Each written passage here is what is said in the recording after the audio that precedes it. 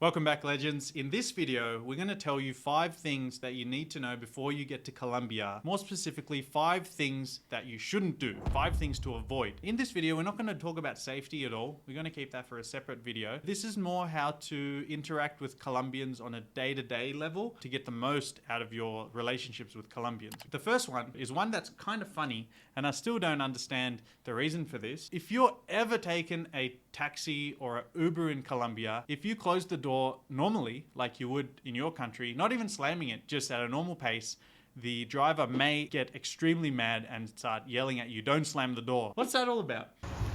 I don't know exactly what that's all about. It's kind of a cultural thing. I think they believe that the door will fall off. And yet, yes, the cars are smaller and I would say even flimsier here than in the United States. So that could be true, but I know that this goes way back because when we were children back in the 80s, my parents would tell us not to slam the door.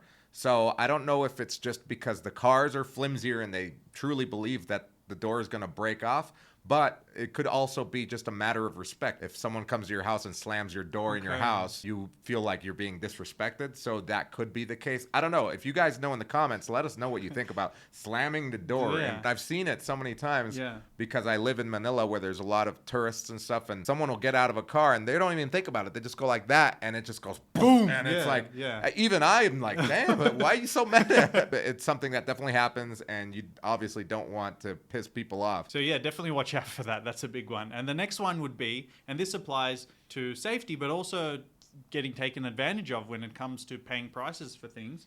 And that is never show that you have money, right? Right. That's a very important one. Make it rain all day long. When you're wanting to rent an apartment, for example, and you are negotiating the price, whether you're buying or renting an apartment, don't ever say how much money you have. Even if it's a real estate agent that you think is going to be on your side, that's a no-no, because they're not on your side. They're on the side of commission, and they get more commission the more you spend. Showing how much money you have is actually you unveiling all of your cards when you're playing a poker game. And Colombians will sometimes figure this out, that you have money by which country you're from, right? Yeah. So if you say, I just arrived last week from the US, they're going to be like, cha-ching, Dollars. this guy's on holiday. He's rich as hell. So another way around that, especially if you're negotiating an apartment or something, you could say like, I've been here for 3 years and I'm earning in pesos or something. So they're like, oh, okay, maybe he's not that rich. Right. You never really want to give away that, I'm a gringo coming from Texas, I've got all this oil money,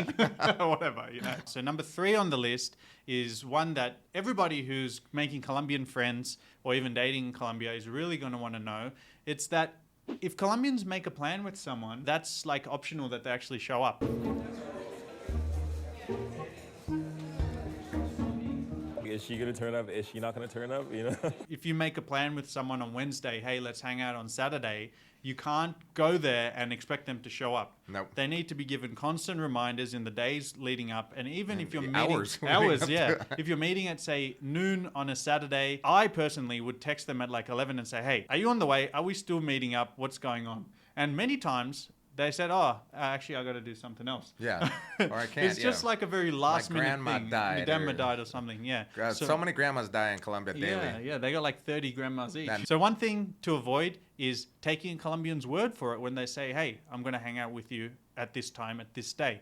Always confirm in the days leading up and in the hours leading up, right? Have you had any situations like this? Even in a professional context, let's say that you are trying to do business with someone and you're going to meet with them for something important. There could be the chance that they are very late or they just don't show up. And if you don't have that constant communication, they might just not even call you or even answer your calls because, number one, they're probably embarrassed and they don't want to face the music. And Colombians are really bad at taking responsibility when they're in the wrong and owning up to it and even saying sorry. But I couldn't make it because my dog got hit by a car and grandma fell off her wheelchair, whatever.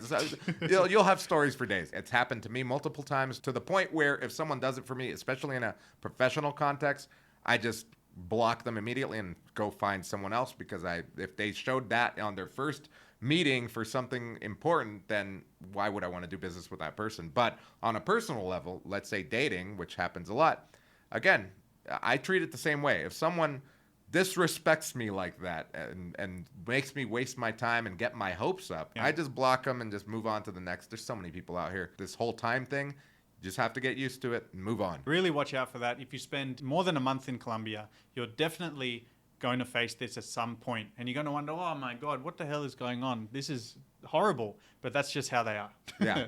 Yeah, and you'll know that someone really cares, whether it's in dating or just friendship or even a business, when they actually tell you way before. Let's say you have a meeting in a couple days, but the day before they say, hey, this thing came up, can we reschedule for the next day? If they're that responsible, then you know that they actually care about you, and then that's a person worth pursuing or worth rescheduling for. By the way, guys, if you're finding this information useful and you're really interested in moving to Medellin, then visit the website medellinmasterclass.com.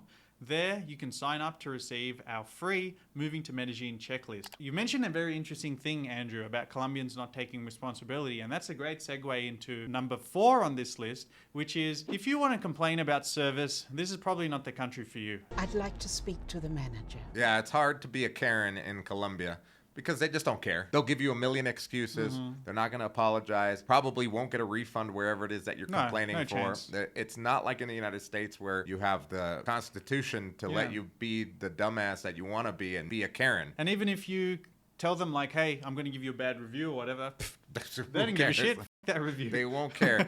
You could even say, well, I'm just going to take my business elsewhere. They'll be like, bye. Just the care about business and professionalism here is much lower than. It's much lower because, again, there's, I think, less consequences to that. The consequences for their pride are higher than the consequences to their business. We've mentioned this before. Colombians, especially paisas here in Medellin, are very proud people, and they don't like to own up to their faults, even when the faults can be devastating. So they just rather not talk about it or just dismiss it completely, even just on a personal level with friends or something, and you point something out, well, a fault in them. For example, hey, you were not on time, you were an hour late, and on top of that, you expect me to pay for dinner? If you say that to them, they will get mad at you and tell you, how dare you? And so if you want to avoid stress, if you want to avoid high blood pressure, you have to learn to be patient. And Colombia is a true test of your patience.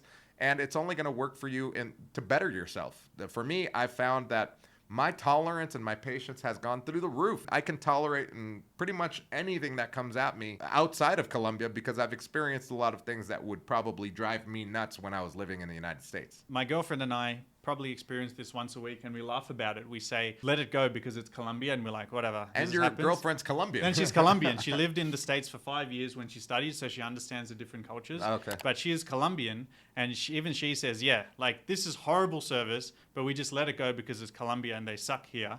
Whereas if this was in the US, we'd be taking every course of action to make them rectify the issue, take ownership, and fix the problem, because the customer's always right. But as you said in the previous video, in Colombia, the customer's always wrong. But it can be very, very irritating for people. Yeah. But just let it slide and move on. Hey, if you've been to Colombia and you did something and then you cringed later and said, oh no, I wish I didn't do that, leave it in the comments so everyone else watching this video can see what else to avoid. And number 5 on the things that you never, never, never should do with a Colombian, and especially Colombians who live in Medellin, if you're coming to Medellin, never mention anything about drugs and never mention anything especially about Pablo Escobar. Why is that, Andrew?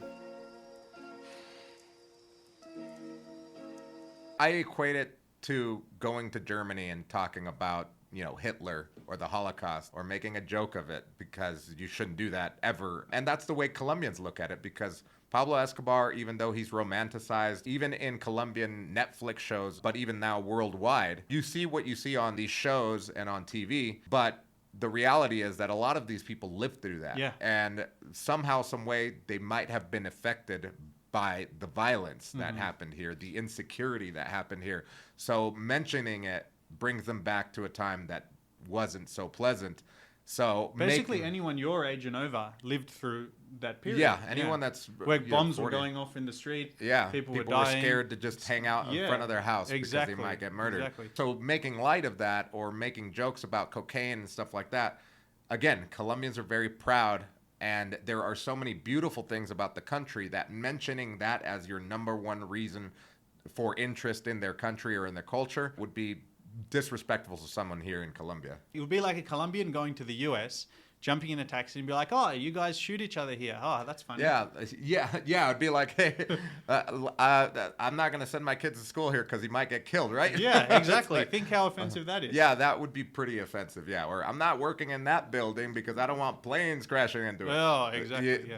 That's the same equivalent level. of a lot of Colombians will talk about it, you know, in the right place, in the right time, in the right context.